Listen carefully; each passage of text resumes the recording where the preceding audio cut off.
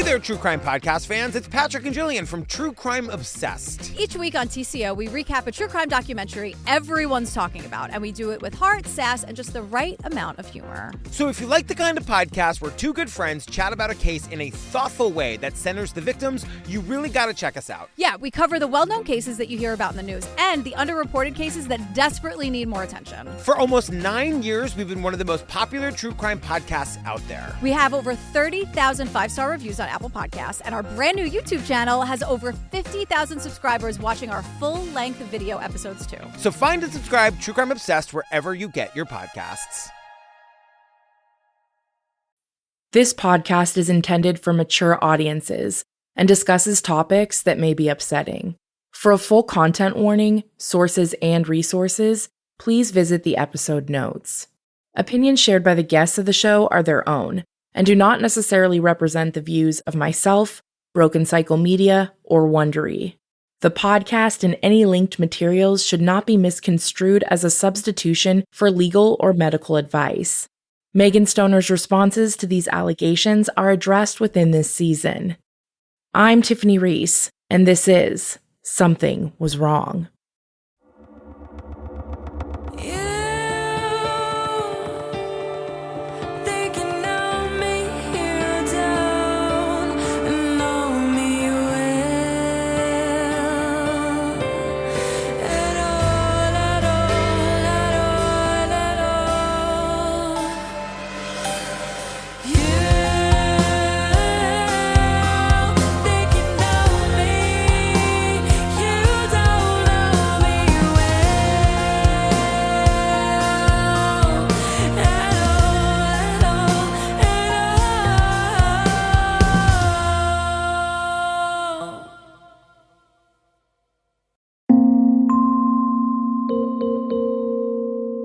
She wasn't really around politics much for the 2018 cycle. After the 2016 cycle, she was very much sort of phased out, and nobody really saw her much in 2018. That's Justin, whom we heard from in previous episodes this season. He's a former political acquaintance of Stoner's who has followed her crimes and social media drama over the years. But she did have a very big social media presence because that was the year of Me Too. And she was constantly tweeting about how she was a sexual assault victim and how she had been assaulted by a very powerful man in the state of Indiana. And she made that very clear. And she would often interact with women on social media as like a sister survivor and made that a very big part of her personality. That had already happened by the time I met her. But again, after Me Too sort of cycled out of the news, Megan very quickly kind of dropped that. I did not know at the time who she was referring to. Just knowing of her and knowing about her, I always suspected it was not true. I couldn't imagine anyone would have done that to her just because, frankly, she was never important enough to have been alone in the room with a powerful man. Like, she was a very grassroots level volunteer who would come in and out, but I didn't think that was plausible, but she did make a very big deal of it on social media. Then she got very into her religion and churches, specifically the ITOWN megachurch, which is a very large network of megachurches. They have a couple of campuses around the Indianapolis area. And she went to, I think, their main campus, which is in Fishers, which is close to where she lived. And she very quickly gets in this big pissing match with the church. And it sort of triggered this year-long feud that she had online. Fast forward, so now we're into 2019. She gets involved with ITOWN, and very quickly, I think what happened was she sort of found the church hurt community online. People who have had trauma relating to the churches they grew up in, and people that have had bad interactions with pastors, people who had Me Too issues in the church that weren't dealt with the right way. There's a big community and space for that online. And I think she sort of came across that. And so she needed to sort of find a reason to hate her own church. And so she got into this really deep feud, or I always say it was a pissing match with ITOWN, which is a very big church. I mean, we're talking tens of thousands of members. I never fully understood. It was very unclear just from her social media posts what she was mad about. It almost sort of seemed like She found the church hurt community, so now I have church hurt and my church is terrible. And she started a podcast of her own called The Sinking Ark. The most bizarre story was Megan has a DUI on her record, and she posted on Facebook that night that she got run off the road by somebody who went to ITOWN churches, and that's why she got a DUI. She posted the sex toys online and said she thought someone from ITOWN had sent them to her because they thought it would be funny to send that to somebody with sexual trauma. I believe the summer of 2018, she was posting nonstop about her dad was dying. There's some pictures of her dad around that time, and he looks very unwell. I would not be posting pictures of a family member that was in that condition. This was also in the middle of her pissing match with ITOWN. She claimed on social media that somebody from ITOWN had come and shot her mom. So she was in the middle of planning 2 funerals and contemplating the unthinkable, that she was about to lose both parents. Obviously, nobody came and shot her mom. Megan had been talking so much about her dying father. I think she was getting some sympathy and support for that. And knowing Megan, I think it's like, well, if one dead parent's good, like, why not have 2? That's kind of like her thinking. It's like, oh, look, I can get even more attention. And so she made up this story about how her mom had been shot. Gail had not been shot. Very bizarre. Hi, my name is Sandy Rusk, and I created the private Facebook group, The Truth About ITOWN Church, and also the TikTok page of that same name. And I met and became involved with Megan Stoner at the end of 2021 and was in communication with her all the way through the end of April of 2022. So for about 5 months, I was in communication with her. She shared a lot of things with me, and she's quite a piece of work. She's quite a piece of work. And we will link to in the episode notes for the listeners an interview that you gave to a friend of mine, Roberta Belvins, at Life After MLM, where you speak more in depth about your experience with ITOWN and what led to you creating those platforms. Today's interview will focus more on your relationship with Megan Stoner, but certainly if you are interested in learning more about ITOWN, you'll definitely want to check out the interview that we will link in the episode notes. Well, my whole situation with ITOWN has been something very devastating. I'm a single mom, and I was raising my daughter alone, and 13 years ago, she was 14 years old. She's 27 now. I didn't grow up in church while I was raising her in her younger years. We attended church some, but we were not really entrenched in a church environment. And so when she was 14, she just came to me and said, "Hey, Mom, do you mind if I go to church with my friend Sunday?" And I'm a realtor, so I work a lot on the weekends. And so I thought, church? Yeah, that sounds great. What's the church?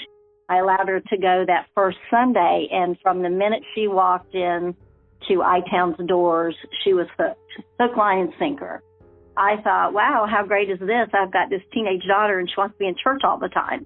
She's not out getting into trouble, and she's not trying to drink or have sex or, any of those things that you worry about as a mom. Soon after she attended for the first time, I went and attended services, and I thought, wow, this all looks pretty cool, and I didn't see anything that I was too worried about. For 7 years, I was attending. Now, keep in mind, being a realtor, I worked a lot on the weekends, so at the time I worked in new home sales, so I had a model home that I had to go and open up on Sunday afternoon. And so she would go to church, and I would maybe pop in, watch the service. Didn't feel like anything was wrong, and then I'd go to work, and she would end up volunteering. She went from volunteering almost immediately to then being hired part-time to work. After she turned 18, she went on staff there full-time. In the last several years, I've been able to discover what all was kind of going on behind the scenes. 5 years ago, in the first part of the year, it'll be 5 years, they totally separated her from me. And I've not been able to even see or speak to my daughter since February 28th of 2020. So it's very difficult, to say the least. Is it like evangelical style of church, or Is it more modern? It's more modern, yes. Well, here's how I describe it, because I've had to figure all this out in the last 4 years. If you took the old-style Pentecostal teachings but wrapped it in a very cool, trendy exterior, that's what you've got there. Okay, that sounds a lot like Bethel in California. And Julie Roy's mentioned ARC, the Association of Related Churches. That's what ITOWN is a part of. And there has been numerous scandals, and Julie's reported on almost all of them.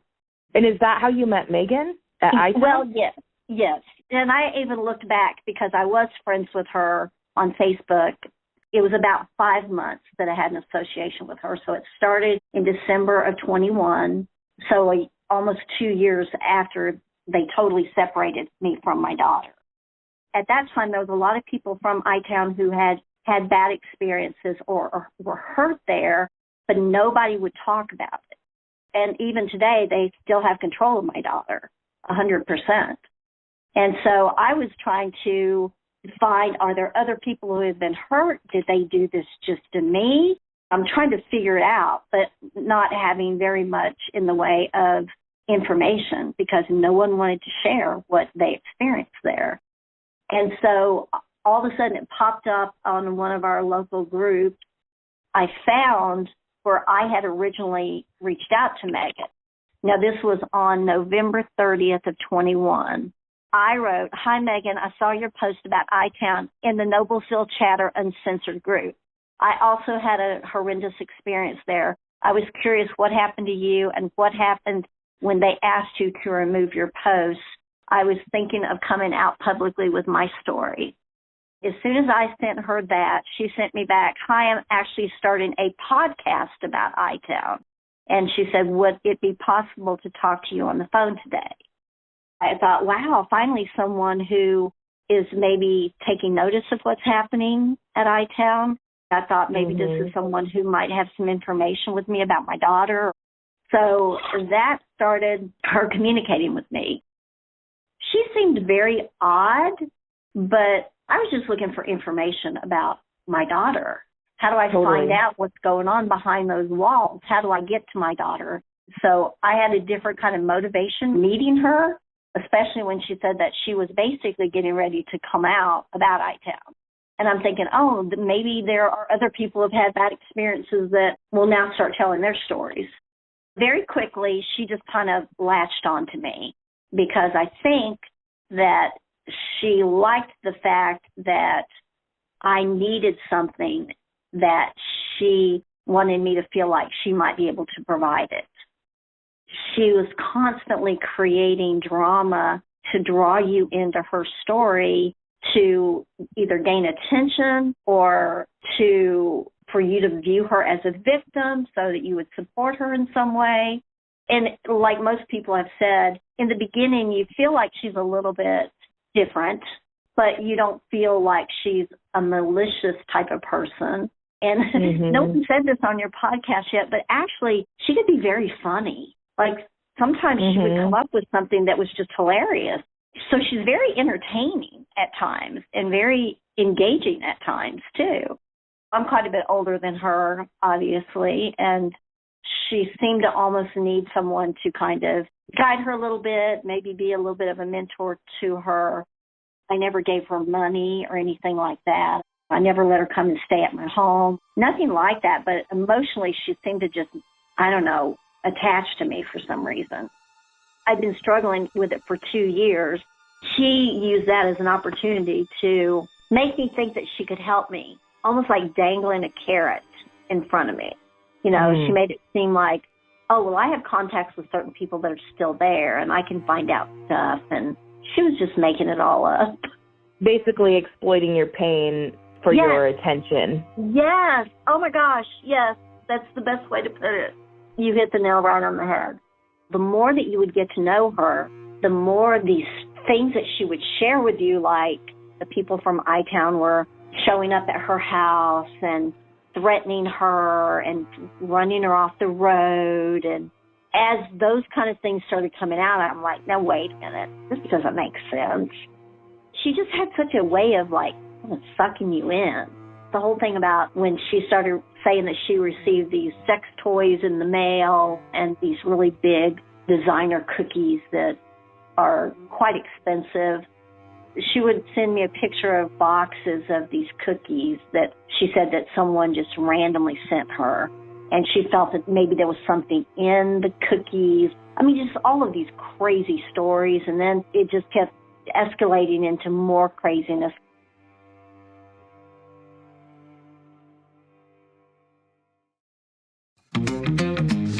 Hey there, True Crime Podcast fans. It's Patrick and Jillian from True Crime Obsessed. Each week on TCO, we recap a true crime documentary everyone's talking about, and we do it with heart, sass, and just the right amount of humor. So if you like the kind of podcast where two good friends chat about a case in a thoughtful way that centers the victims, you really got to check us out. Yeah, we cover the well-known cases that you hear about in the news and the underreported cases that desperately need more attention. For almost 9 years, we've been one of the most popular true crime podcasts out there. We have over 30,000 five-star reviews on Apple Podcasts, and our brand new YouTube channel has over 50,000 subscribers watching our full-length video episodes too. So find and subscribe True Crime Obsessed wherever you get your podcasts.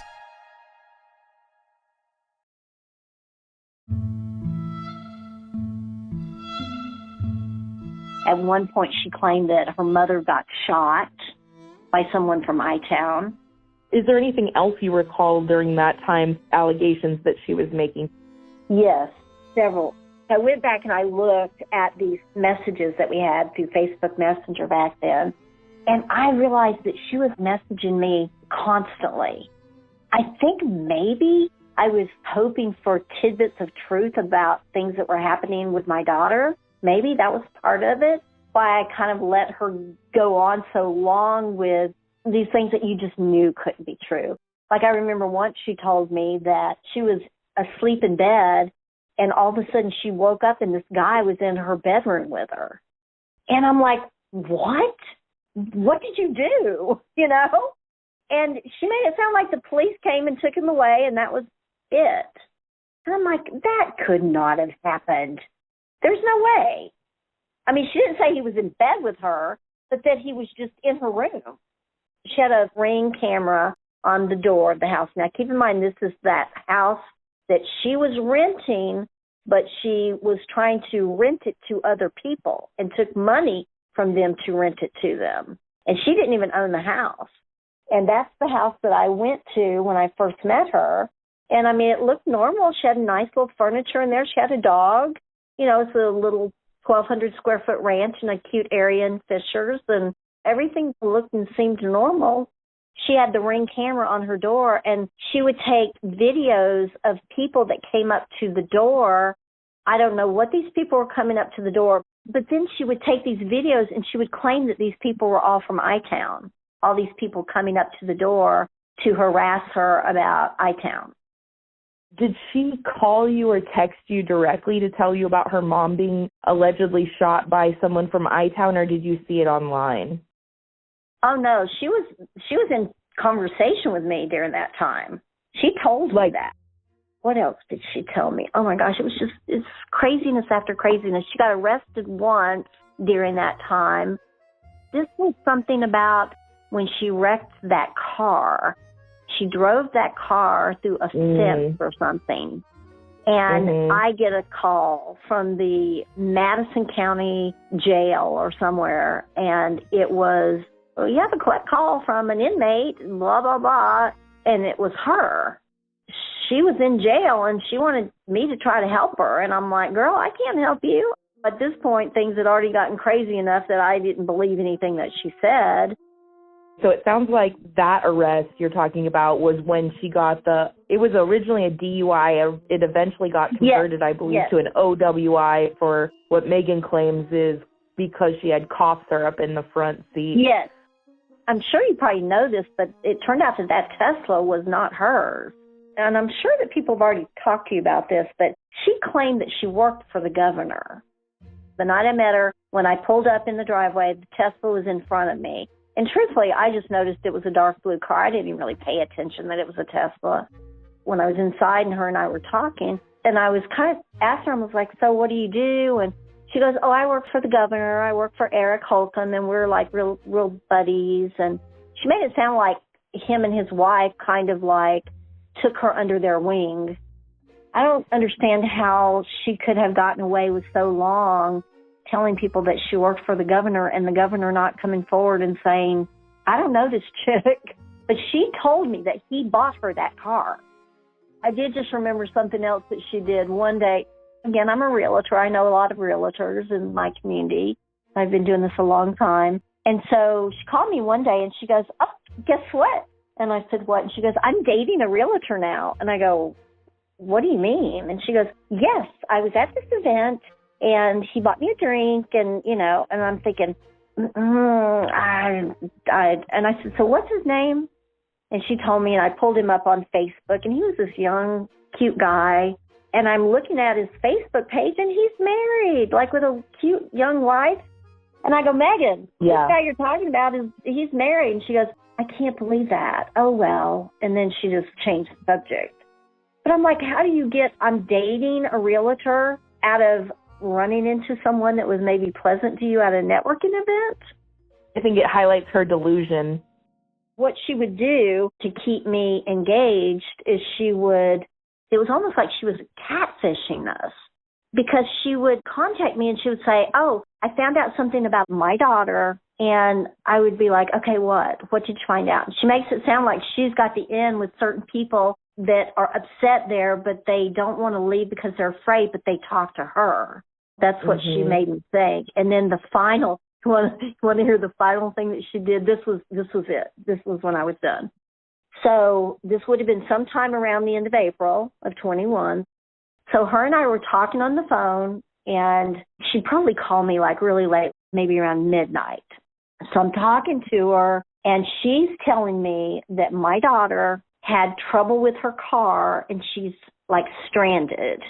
And that this other person that she had talked to my daughter, but she couldn't go and help her for whatever reason. So she made it sound like this other person was talking to my daughter, who was then talking to Megan, and then Megan was talking to me about it. And she would be like, oh, wait a minute, I think so-and-so is going to go help her. Let me look and see what she just said. Oh, she said that she can't go yet. And she created this whole situation. And I go, you know what? I'm going to go. I thought, if my daughter is stranded on the side of the road somewhere, I'm going to go save my daughter. I said, okay, where exactly is she? And she tells me the street, and it's like a half an hour drive from where I live. I get up and I get dressed, and I'm like, I'm just going to go, and I'm just going to pull up, and to my daughter, I'm just going to say, get in. You're stranded, get in, and just go and get her. And so I drive up there, and where she told me she was supposed to be, there was no car there. I went from that location and drove to where my daughter's house is. While I'm driving there, I'm still on the phone with Megan. And I drive there, and guess what? My daughter's car is sitting safely in her driveway at the back of her house, and all of her lights are off in her house. So she's obviously home and safe, not stranded on a road somewhere. I said, Megan, her car is at her house. She's safely at home. And I just hung up on her. Because at that point, I'm like furious, knowing that this whole evening of me being worried about my daughter was all just fake. Well, for 2 days, I think it was, I didn't talk to her at all. And then she finally got me on the phone, and I just said, Megan, it's not true. My daughter was at home safely. And I don't even remember what her comment was, but I just basically got off the phone, and that was really the last interaction that I had with her. That had to be so upsetting when you went and looked for her, and then you make that discovery. Did you already suspect that it could have been a lie, given your experience of Megan by that point? Yes, I did, but it was so believable what she was telling me. As a mom, you're going to be like, oh my gosh, my child is stranded in the middle of the night, out in the middle of nowhere in the dark. Go help your child. Then, of course, I'm sure Megan was figuring out that she was getting ready to be caught, because she was on the phone with me the whole time. Her lies have very real consequences. Yeah. And I think that she latches onto one person and takes it as far as they will let her take it. And then whenever they realize that they have to get this person away from them, then she will latch onto the next person. Please note, ITOWN Church has not responded to our request for comment. So I, at some point, deleted her as a friend off of Facebook because I just was like, she's weird. I don't want her seeing my stuff. That's Chloe. Like Justin, she's a political acquaintance of Stoner's. We heard from her at the top of episode 2 when she shared about Stoner falsifying political data. I kept her on, I want to say Twitter and I think Instagram. I think this was 2021. She got mad at me and blocked me because we, and when I say we, I mean my husband and I and a small group of Indiana young Republicans caught her trying to sign up to volunteer to work the Young Republican National Convention that was going to be in Indianapolis that summer. And my husband was one of the folks on the YR board who was running this convention in the fall. I was pregnant at the time. And so I was like, nope, not volunteering, sitting on my couch, watching TV. So I said, hey, you go to the convention, you have fun, say hi to everybody, but I can't work the registration table. I just can't do it. And Kyle, my husband, said, hey, we've got someone that's emailing the Young Republican email, I think by the name of Maggie Stone or another fake name. So it was super obvious who it was. And I said, oh, that's got to be Megan Stoner. She just wants to get in for free.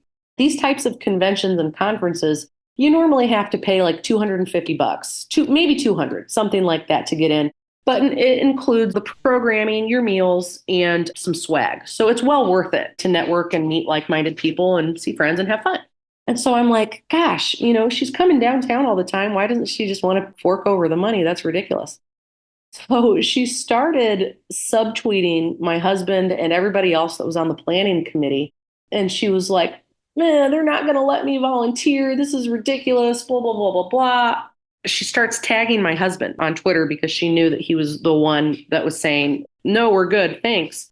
And he responded and said, hey, we knew, because you have a history of doing this, that if you were to attend and work the registration table, you would skip it and then just go into the event for free. We can only let people who actually volunteer do that. That's not fair to the other ticket holders. That's what happens most of the time, at these events. It's like, hey, to thank everybody for helping set up and putting out the t-shirts, doing the grunt work, we'll let you go into the programming for free and go and have a good drink and have fun. But Megan had a history of skipping out on that and going in and getting the perks without any of the actual work. So she threatened to call the media or something, and then she went on some talk show that has since been deleted. It was called like Erupt News. It was some independent news thing. And they gave her a platform. But the Twitter backlash that I have faced in the last 24 hours has absolutely been out of I never thought I would face this backlash. Being told that I'm not a loyal Republican, being told that I'm taking advantage of the party, these things I have never been called my entire life. And all of a sudden I'm being called these things. What a shame. But I will continue to be a voice. I will continue to move and shake. And I think a lot of it comes down to jealousy. I think a lot of them are jealous that they've not had the monumental impact that I've had. And that's fine. Jealousy is really hard. There is one parody account that has absolutely trolled me for the last 18 hours. They have questioned everything in my life. Apparently, I don't own the car that I'm sitting out at the Starbucks looking at right now.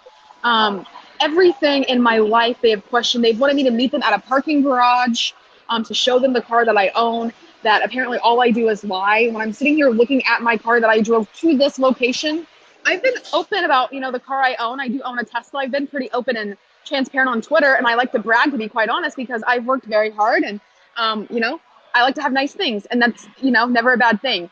Capitalism works. I think a lot of it is just jealousy that I've gotten a piece of legislation through and that I've made a name for myself, like it or not.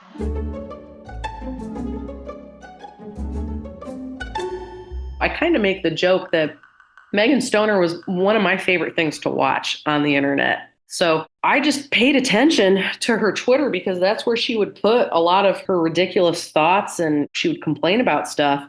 And then I got a text message, I think the morning of her arrest. I don't remember who it was. I think it was somebody in Indiana politics, and said, hey, Megan Stoner's been arrested for this. And I said, no way. A Hamilton County woman is facing serious charges, accused of scamming several people out of rental homes. For a year and a half, Victoria Hampton has been waiting for justice. She says in 2021, she was scammed out of $1,800 by 25-year-old Megan Stoner after accepting an offer to sublet Stoner's apartment. But Hampton never got the keys or her money back. The only thing she got were excuses, including blaming sick relatives for the reason Stoner didn't move. And I said, Megan, I'm sorry you have a sick relative, but I'm going to be homeless. You don't seem to care about that. Hampton, now 70 years old, says she never expected a thing. I was just so excited to get an apartment that I didn't even think about anybody doing anything like that. I mean, this girl was driving a Tesla, living in a house in Fishers. The scam left her financially devastated, and she was forced to move to Arizona and live with a friend until she got back on her feet. She's a predator. She has no conscience.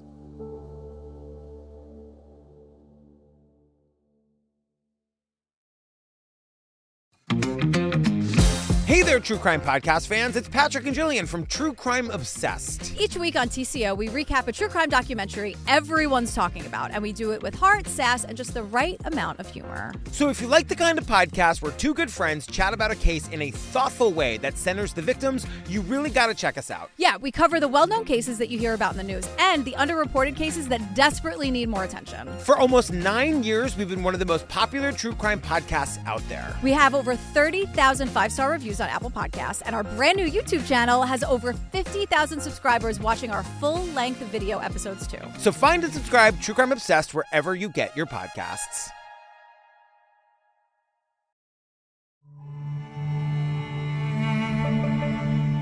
On April 26, 2023, Katie Cox for WRTV Indianapolis reported on Stoner's rental scheme, stating, "A Fishers woman has been charged after investigators say she tried to lease a home, which she did not own, to multiple people."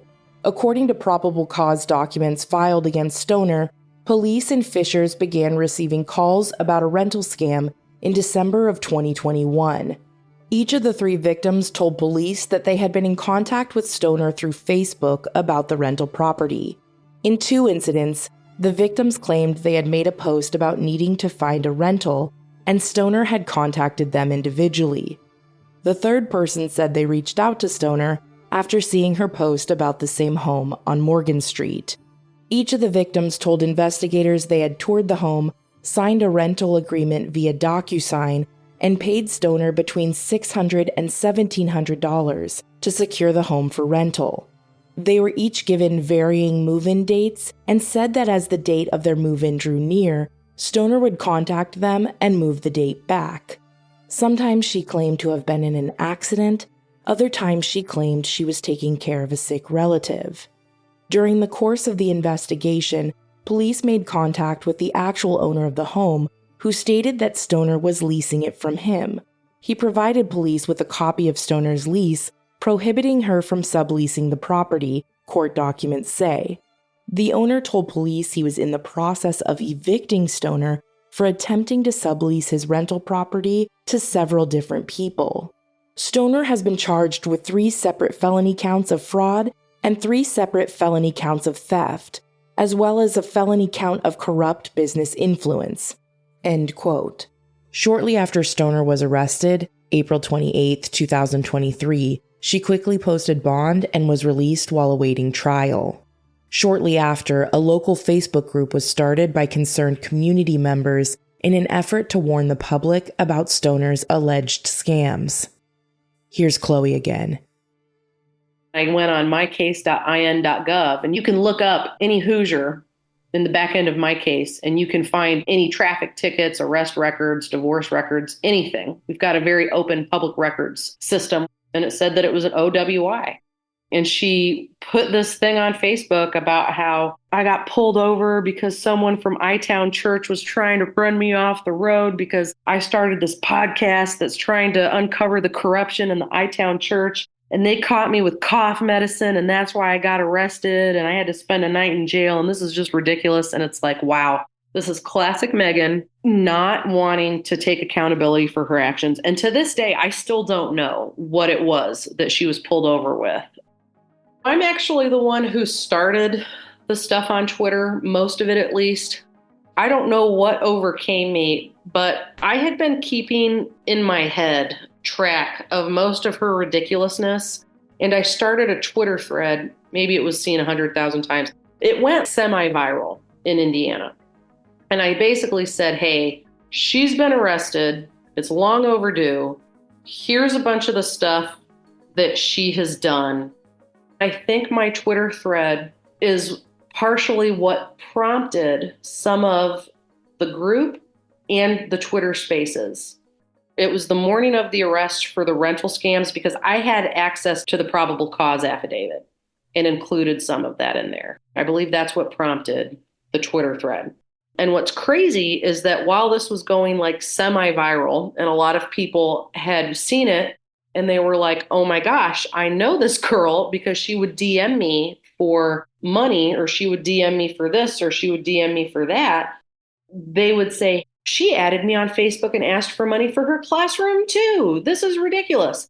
And I kid you not, I probably had between 150 to 200 people over that week who reached out to me on social media that I either knew from Republican circles, who I'd never met in real life, but I knew them via the internet. And they said, hey, I gave her $10 when she asked me for $10 for this prevent suicide walk that she was doing. And that's when I realized that her wild and craziness expanded far beyond Indiana and went throughout the whole US. When she had been arrested, I got on a phone call with her and recorded that phone call. How are you, Megan? Hi, Chloe. So what's the purpose of you wanting to chit-chat? I mean, we don't have to, obviously. I understand that I've done some things wrong in the past, and I'm trying to correct those going forward, and I just wanted to reach out because I know you're one of the people that have been attacking me, right or wrong, and... I wouldn't call it attacking, I would call it sharing facts. Okay, if that's okay. I mean, what have I said that's not truthful? I guess maybe we can start there. I mean, Chloe, I'm not going to sit here and go through every little thing. If you want to ask me questions, I will try to answer them to the best of my ability. I'm not going to entertain questions on the legal front. But if you have any questions, I will try my best. I'm happy to try to shed any light on things that I can. So what have I said that's not truthful? Well, you've claimed I wasn't an intern on Todd Young's campaign. Megan, don't try to get me on technicalities. You never were paid. You were never an intern. You were a volunteer. You forged data. That's why you were removed from the campaign. I have three different sources telling me that. So let's I understand that. Cut it. Be honest. It feels so much better to be honest. And I know that you have this political reputation that you want to keep going forward, but you know that everybody in Indiana knows that you're lying. Everybody knows. Everybody. So cut it. Okay, so what do you want to know? You lied about Todd Young's campaign, yes or no? No, I was an intern, Chloe. You were not an intern. Okay, I guess it would... Okay, well, that's what called it in the text message. Are you saying I'm not an intern because I was fired? Is that what it is? So you were asked to leave then? Yeah. But I guess then is the difference that you're saying I was fired so I can't call it an internship? I mean, get it on a technicality, but you resigned, but really you were fired and asked to leave. I agree, I was fired. I went back and I was fired 2 days later. I agree, I was fired. Okay, but so you admit you faked the data. And that's why you were fired? Some of it, yeah. Why? I mean, I don't like door knocking. Like, I hate it. So I get it. I guess at the time I didn't realize the consequences. Yeah, the campaign. Yeah, and you faked my data too. For Curtis? Yeah, you faked that too. Honestly, I don't remember, but I probably did. Yeah. What other campaigns have you been lying about? I mean, we'll keep it to political stuff because that's my wheelhouse. But what other campaigns have you been lying about? You never worked at State Party.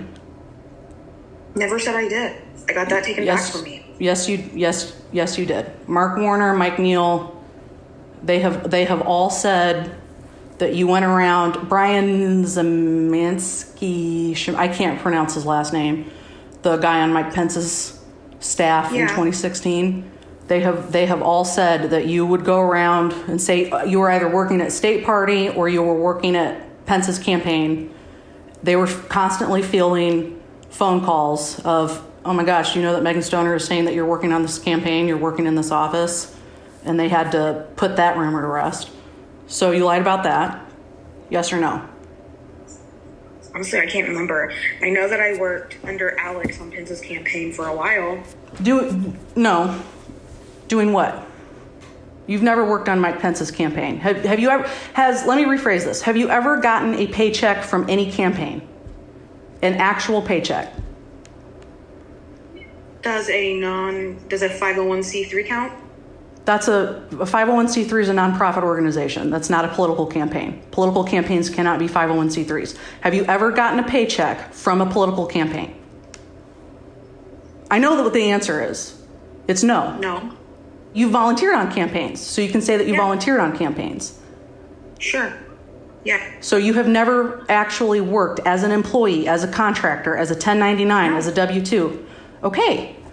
Doesn't it feel good to be honest? Yeah. Yeah, it should. It should feel really good to be honest. When did you work in the governor's office?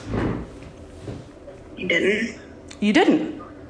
So why did you tell a therapist or some other trusted person? Do you know what story I'm going to tell you? During COVID, what did you tell a therapist that was happening in the governor's office? That launched during COVID. During COVID. Didn't you tell somebody that you were working in Eric Holcomb's administration? Who did I tell? I'm asking you. Because it launched an Indiana State Police investigation. Caused a lot of problems. Oh, okay, yeah, Benjamin, yeah, okay. Why did you do that? You didn't work there. And during COVID, you caused all of these problems during a public health emergency and had all of those resources going. Instead of going from the governor's office, they went to some BS investigation. Why would you do that? And like, as a Republican, as a conservative, we need young people to be involved. But do you realize how you're never going to actually work in Indiana politics? Ever. I mean, you realize that. I'm aware. I mean, so did you also, you wrote bad checks to the Carly Fiorina event? Yes? No, I paid with a credit card. I don't think they took credit cards. I don't think they took checks. I have heard many people who were working in and around that saying that you wrote a bad check. I do know you still owe $100 to the Madison County GOP for, what's it called? State convention from 2018. So, I mean, add that to your tab. But, you know, the other thing that also really pisses me off is the number of, and I do not doubt, and this is incredibly sensitive, I do not doubt that you've had terrible things happen to you. And for that, I'm sorry. But to actively go around and make accusations against good people, horrifying. So what's true? Bosma, Pence, Holcomb, Nisley? Who? I've never said nicely. I've never said anything against most of those men that you've talked about. I don't know where you got that info, but you can confirm with Nisley. I've never said anything about him. Okay, so Bosma, true or not true? Not true. So why would you make the accusation? I don't know, Chloe. I mean, attention?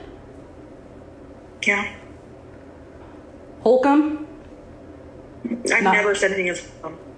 Well, I can't, you read things, so, Oh, shit. Bosma, Holcomb, Nisley. There was some... Pence? Pence? So Pence, true or not true? Not true, and I've never claimed that. I really haven't, Chloe. So it's only Basma. Yeah. And that turns out to be not true. Yeah.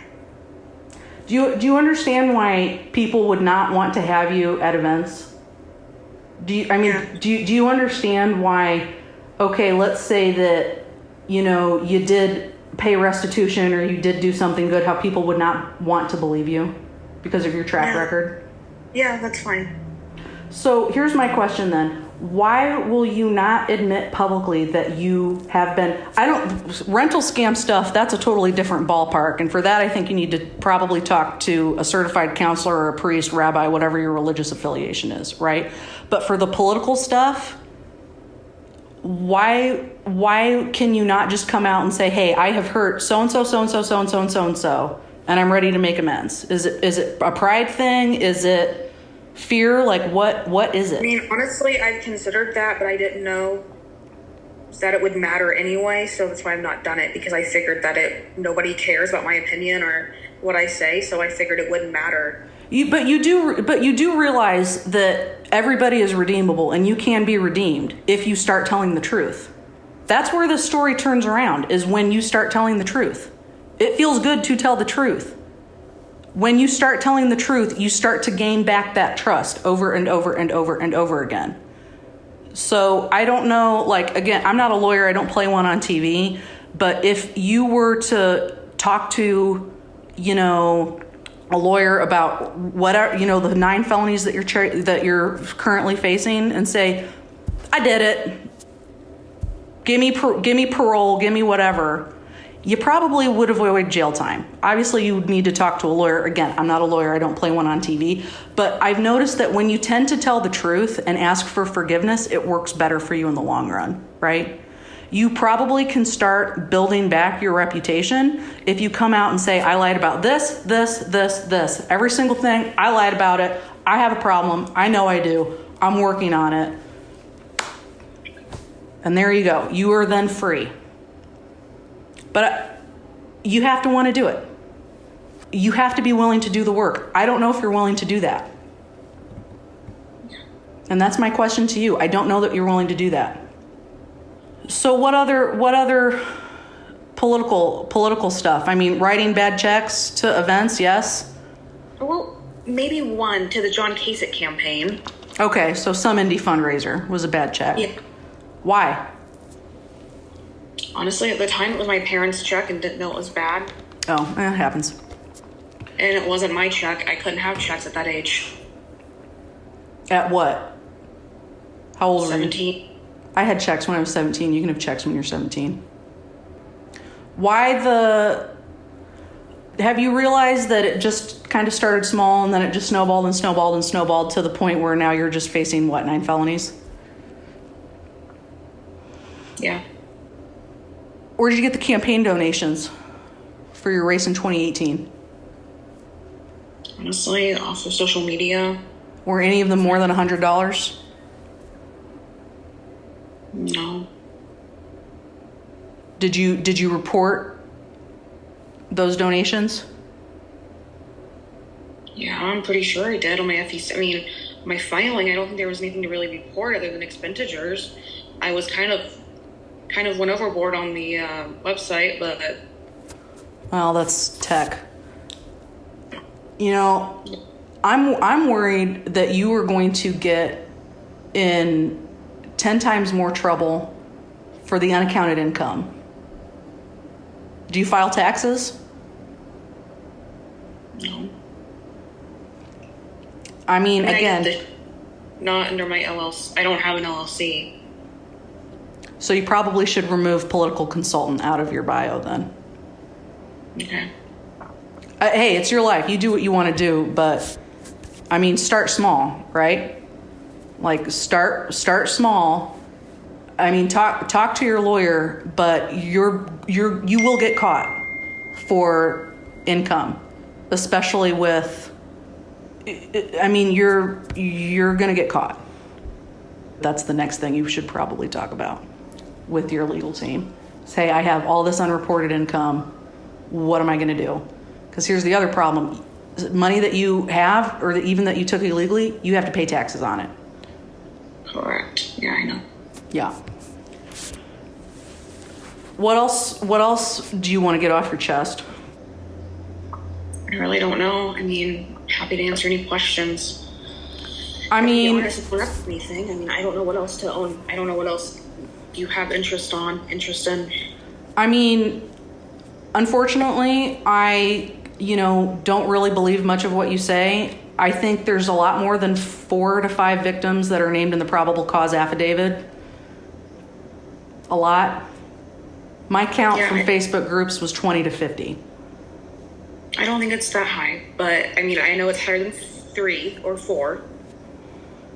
I of the people who said that they either had given you money, like travel nurses, I mean, I assume it's a lot higher than that. But again, Justin and I are working on putting a public call out and trying to figure out who all was wronged, and if they've been wronged, I'm happy to try to make that right. And I've started that tonight with another victim.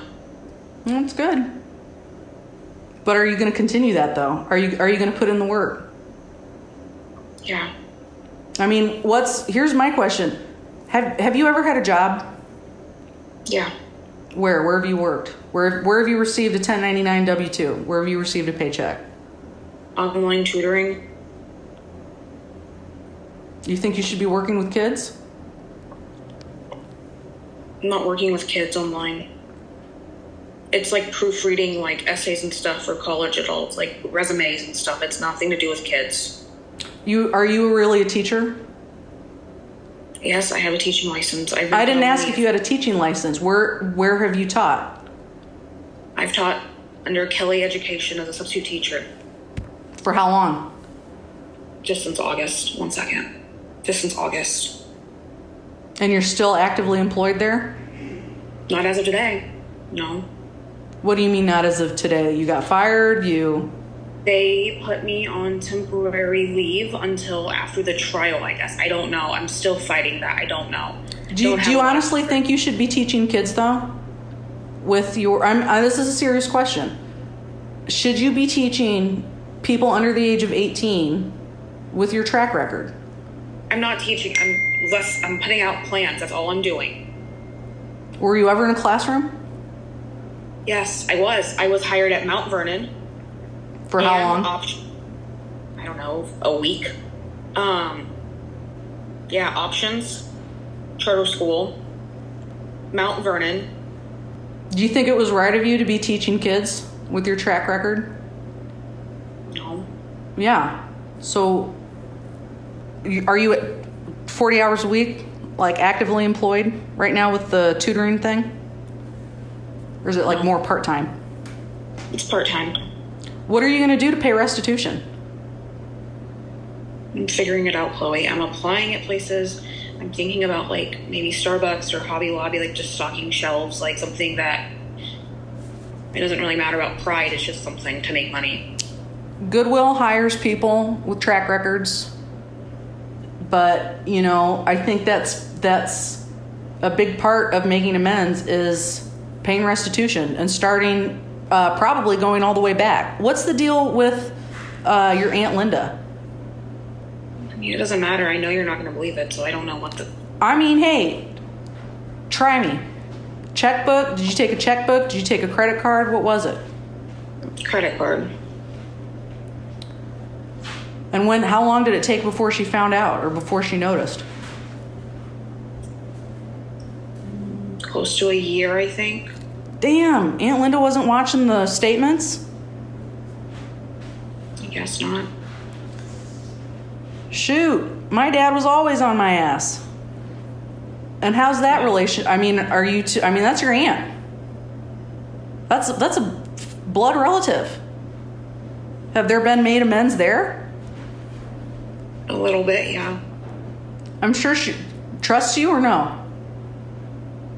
Don't really discuss that. I mean, she came and got me when I was in jail with the DUI. I don't really know what to say to that. I mean, she was going to help me out with bail money this last time, but I ended up not going that route because I didn't want to owe her even more money. Mm-hmm. I mean, as far as trust goes, I don't really know what to say. I mean, She talked to me the night I got out of jail, and we've talked since. I mean, she seems to care about me. I can say that much. Trust, I don't know. Well, it's family. But still. True. But still. So your Amazon list, were those items for you, or were those for students? Actually, for students. I don't know. It just seems pretty fishy that, you only worked, how long did you actually work in a classroom though? Mount Vernon, you said a week. Options was what? Around that same time? Yeah. But I have another friend that you can ask. I moved shit in. I took my stuff that I had, books, stickers, supplies, pencils, notebooks, erasers. I took all that stuff in the classroom with me. So why keep sharing the list if you're not teaching? If you're not actively in the classroom? Do you see where the dots don't connect? Yeah. So it was for you? Yeah. Yeah. So it started as students and then it was just for you. Doesn't it feel good to be honest? Yeah. Let me ask you, I'll probably end with this. The DUI. Drinking, weed, what was it? Honestly, I have the paperwork if you want to see it. And I don't care. For the record, but it was cough medicine. I don't believe that. I do not believe that it was cough medicine. Were you breathalyzed on the scene? I was. Cough medicine's not going to get you above the legal limit. Chloe, it was 0.0. That's why it's an OWI now. I don't know. Come to the trial. It's June something. Are you going to push it back and say that you're sick? Or are you actually going to, go? Well, I'm out of continuances. The last time the state asked for the continuance. What's with the Julie Roy's murder for hire plot? Was that all fabricated too? Yeah. Why? Attention. Say that again? For attention. For attention. I seem to be not a counselor, I'm just a journalism major. It seems that you need attention and you thrive off of it. And I think that moving forward in trying to right the wrongs that you have done, I think you need to keep that in the back of your head and say, am I really doing this for Megan? Am I doing this for good reasons or am I doing it for Megan reasons? Because it seems as if every single step where there has been some type of wrong, it has been for attention. And that's not, no jury's going to fix that for you. That's got to be done on the inside, right? Yeah. I know everybody, and that's the other thing I want to address. I know everybody keeps talking about a jury trial and all this. I hope everyone realizes that if I do go to a jury trial and I don't take a plea bargain, which I don't know what I'm going to do yet, all I've done is consult with attorneys. I've not retained one. First of all, the jury trial will be dragged out. It's not going to. I highly doubt it would be this year, and I'm sure your husband can agree. A jury trial probably would not happen in this calendar year. Even though it's scheduled to, I still doubt that it would actually happen. Second of all, if I take a plea bargain, which I actually asked this question this weekend to an attorney, if I take a plea bargain, I'm still looking at a 6 to 9 month turnaround time. It's not going to be quick. There's that. It's just, nothing's going to be quick. I doubt I'm going to do a jury trial. Yeah. So, there's that. I know everybody is thriving off the idea of coming to my jury trial. Well, first of all, I doubt we're going to go that route. Second of all, I've already been thinking about what a plea bargain would look like from the prosecutor's office.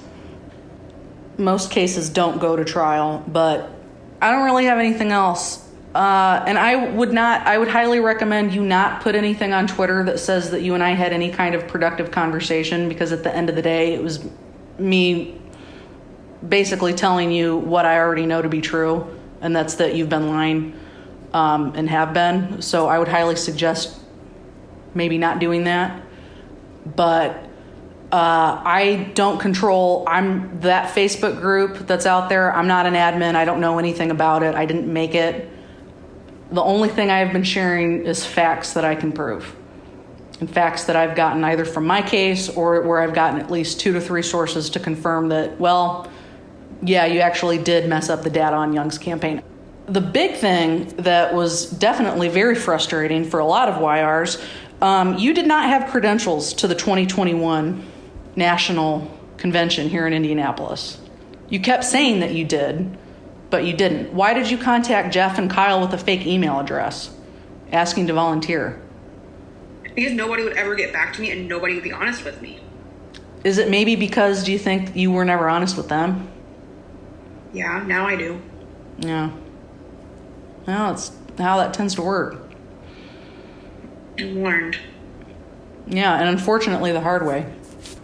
I guess my big thing is what's really frustrated me is in the last 10 years noticing and realizing that your lies went from super, super tiny to snowballed and, oh, so-and-so was left homeless, so-and-so couldn't buy their kids Christmas presents, so-and-so couldn't do this, so-and-so couldn't do that. I mean, that's pretty messed up. So I guess thank you for, being as honest as you possibly can be, but I would implore you to actually do the work, right your wrongs, pay restitution, and I do know that telling the truth, 1, it feels good, 2, usually people will say, okay, well, since you were forthright, then we're not going to punish you as much. So take that with what you will. Best of luck to you, Megan. Coming up this season on Something Was Wrong. Some of the young parents who weren't able to give their kids Christmas. That's what really bothered me, and that's what kind of lit the fire under my butt to air out her dirty laundry, because I don't want anybody else to ever be taken advantage of again like that. I had sent her a text and I said, I'm a reporter and I want to pay you for your life story. This was my way in with her. And we start having these conversations. Yeah, the prosecutor's not going easy because of all the media attention. Yeah, it blew up online. I can't do a year in jail. I'm sorry. At this point, her rearrest warrant had been out for a while. She hadn't been turned in. She was running from the police. The admin group was running a couple different schemes to catch her that we were not all aware of at the time. Megan agreed to meet me. And she's like, I'll come pick you up. Tell me where, tell me when, we can do it tonight. Thank you so much for listening. Something Was Wrong is a Broken Cycle Media production, created and produced by me, Tiffany Reese. Thank you so much to our associate producers, Amy B. Chesler and Lily Rowe. Thank you to our audio engineer, Becca High, and our social media marketing manager, Lauren Barkman of Luxury Media. Additional thanks to our partners, Grant at Wondery, Marissa, Travis, and our team at WME, Jason and Jennifer at KSCO, our cybersecurity team, Darkbox Security, and my lawyer, Alan. And to all of you who make our show possible with your support and listenership. Special shout out to NeonHoney and GIBBANEZ for covering our theme song, Glad Rag's original song, You Think You, this season. For more music from them, check out the episode notes or your favorite streaming app. In the episode notes, you'll always find content warnings, sources, and resources, with links to our websites and social media as well. Thank you so much to every survivor and ally who has trusted us to help share their stories. We are forever grateful. Until next time, stay safe, friends.